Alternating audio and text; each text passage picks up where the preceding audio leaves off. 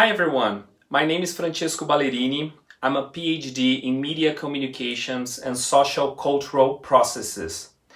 I'm author of books about arts and entertainment, and one of the books is Poder Suave, Soft Power, the first book in the world dedicated to investigate the most important soft power of culture around the world. I'm very happy because this is the first episode about that incredible and very important issue here in my channel.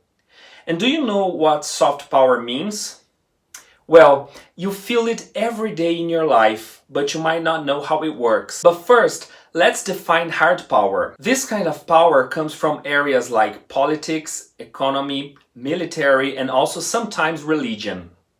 When someone coerces you to do something using money, this is hard power. When a president encourages people to invade the Capitolium, this is hard power. When priests obligate indigenous population to convert to Catholicism, this is hard power. And obviously, when a country nukes another or invades its territory, it's hard power too. So, what is soft power? The term was coined by the American political scientist Joseph Nye in his book Bound to Lead, published in 1990 at the end of the Cold War. In his words, soft power is the ability to get what you want through attraction of a country's culture, political ideas, and policies. When you can get others to admire your ideals and to want what you want, you do not have to spend as much on sticks and carrots to move them into your direction.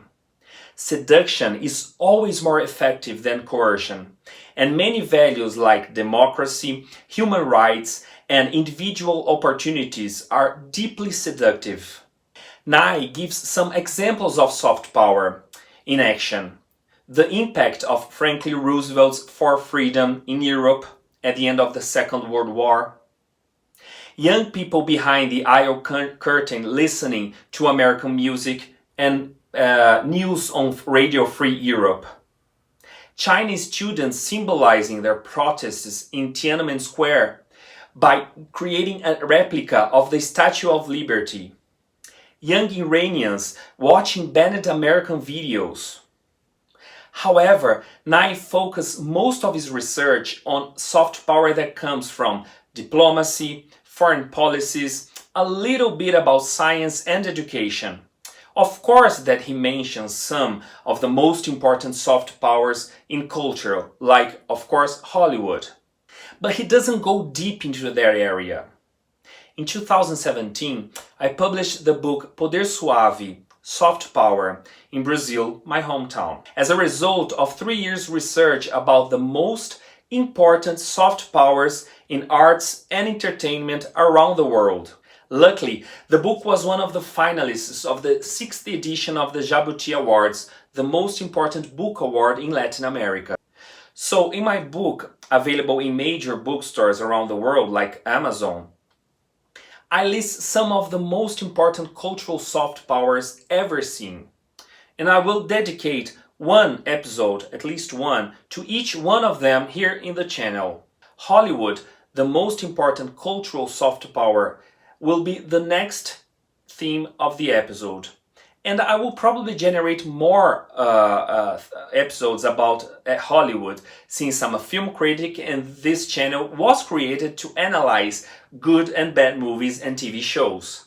I'll also make an episode about Asian Chinese art, one of China's most desired products by museums, collectors, and auctions. China will bring another episode. Will Chinawood become a soft power in the future? The same question goes to Hallyu, the movement of films and shows in South Korea since the 1990s. One of the oldest soft powers of the planet is the Renaissance art.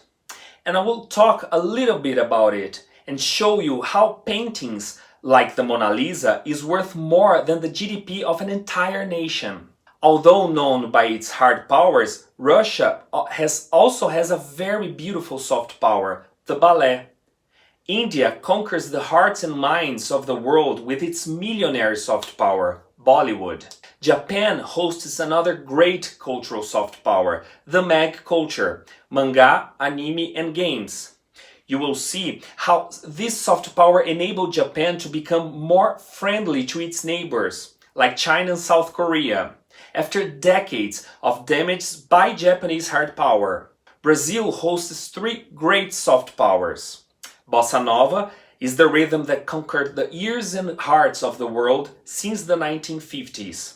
Also, Brazilian soap operas, the telenovelas, that are exported to more than 100 countries. And of course, Brazilian Carnival, the biggest show on earth. Music will be the theme of other episodes. Argentinians also have a cultural soft power, tango, a very sexy and seductive rhythm. And in the 1960s, the British invasion dominated the radios of the world with bands like the Beatles. So this is our soft power.